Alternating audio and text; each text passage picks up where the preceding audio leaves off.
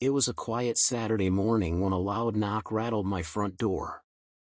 I opened it to find two police officers standing on my porch.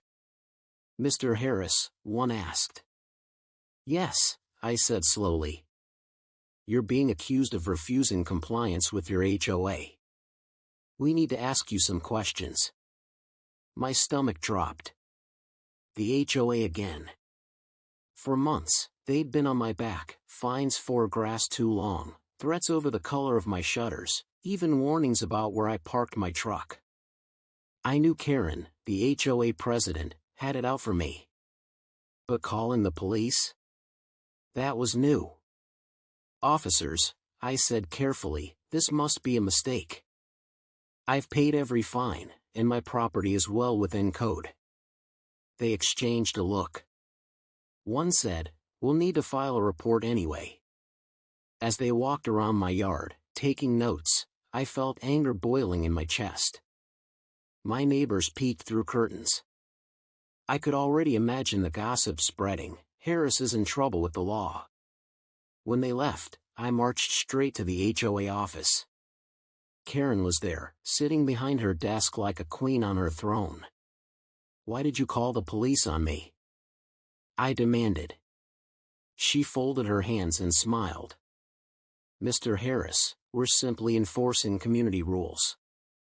If you can't follow them, perhaps law enforcement will help you understand." I clenched my fists. "This is harassment." Karen leaned back. "No. This is authority." That night, I couldn't sleep. My father always taught me, bullies push until you push back harder. I realized Karen wasn't just enforcing rules. She was using fear, threatening neighbors with power she didn't even have. The next week, she doubled down. Another police visit.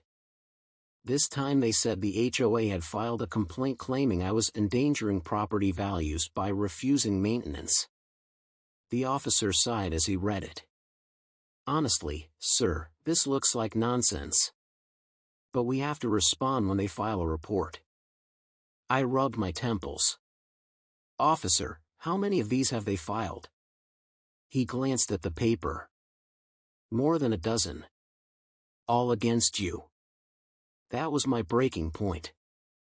I went straight to a friend of mine, retired Sheriff Daniels. Over coffee at his kitchen table, I poured out the story.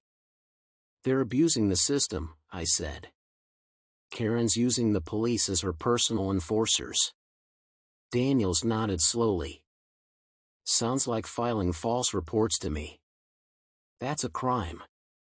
He made a few calls, digging around. What he uncovered made my jaw drop. Karen had a history. She'd filed bogus reports on 3 other neighbors in past years, hoping to intimidate them into selling their homes. 2 actually did move away. "This isn't just harassment," Daniels said. "It's fraud. And if she's been misusing HOA funds to push these complaints, that's even worse." The next week, I played it cool. Karen strutted down my driveway one evening with another notice. "You're on thin ice, Mr. Harris," she said smugly. I forced a smile. "Don't worry, Karen. Everything will come to light soon enough." She tilted her head. "What's that supposed to mean?" I just shut the door. Behind the scenes, Daniels had contacted the county sheriff's department. They quietly opened an investigation. I stayed silent, pretending to take the HOA's punishments. Every letter they sent, every violation they accused me of, I saved it all. Because I knew the day was coming when the tables would turn. And when it did, Karen wouldn't be smiling anymore. The following weeks were tense. Karen kept strutting around the neighborhood, clipboard in hand, handing out fines like candy. She thought she was untouchable. What she didn't know was that every notice she sent me, every fake violation she filed with the police, was being added to a growing file in the sheriff's office. One evening, Sheriff Daniels called. "It's ready," he said. "What's ready?" I asked. "The warrant." My pulse quickened. The next HOA meeting was scheduled for Saturday morning at the community center. Karen loved those meetings, her little stage to humiliate whoever she wanted. Daniels told me to show up. When I walked in, the place was already packed. Neighbors sat in folding chairs, some whispering, others glaring at me like I was the troublemaker Karen painted me to be. At the front, Karen tapped her gavel. "Order, please.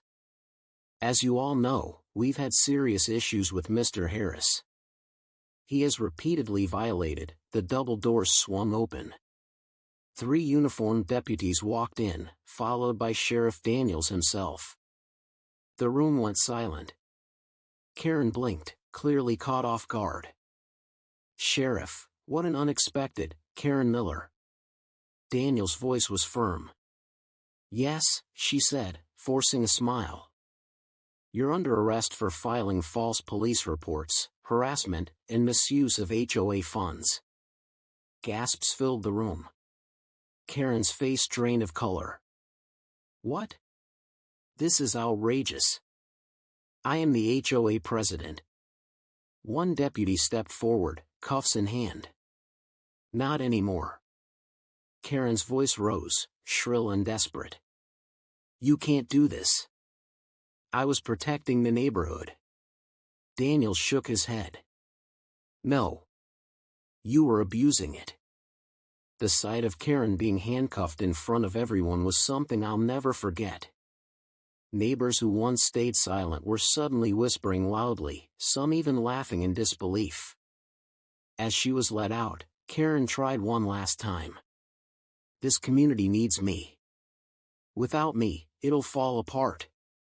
A man in the back called out, "We'll take our chances," and the room erupted in chuckles.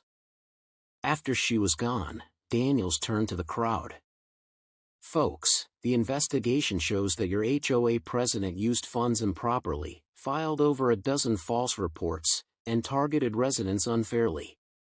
From now on, this community will be under review by a court-appointed trustee until new leadership is elected." For the first time in months, I felt like I could breathe again. Tom, my neighbor, patted me on the shoulder. "Guess you weren't the criminal after all." I grinned. "Told you." Over the following weeks, the neighborhood changed. People began talking again, without fear. The fines stopped. The constant harassment ended. And when elections were finally held, the board was filled with reasonable people who actually cared about the community. One afternoon, a neighbor I barely knew came up to me. "Thank you," she said softly. "For what?" I asked. "For standing up. Most of us were too scared. But you didn't back down. You saved this neighborhood." Her words hit me harder than I expected.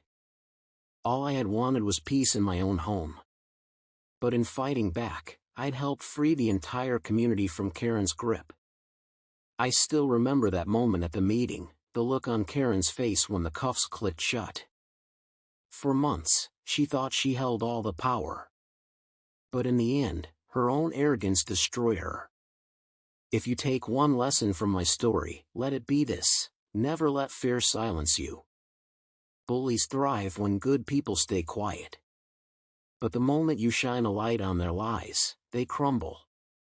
And if you enjoyed hearing how justice caught up to an out-of-control HOA president, make sure to subscribe. I share more real stories where ordinary people stand up, fight back, and win. Because no matter how powerful bullies think they are, truth has a way of catching up to them. Justice isn't always fast. But when it comes, it's worth the wait.